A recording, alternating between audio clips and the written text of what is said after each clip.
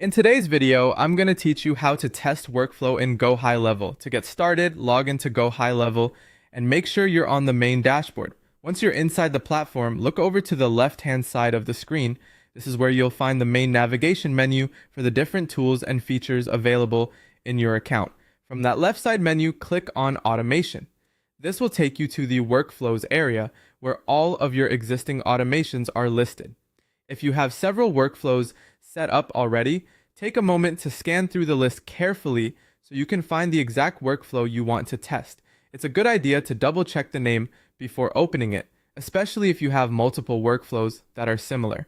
Once you find the workflow you want to run a test on, click on it to open the workflow editor. This is where you can review the automation and make sure you're testing the correct one.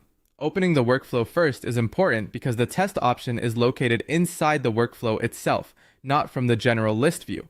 After the workflow is open, move your attention to the top right area of the screen.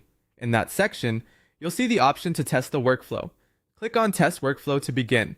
This feature is useful because it allows you to simulate how the workflow behaves before relying on it in a real scenario.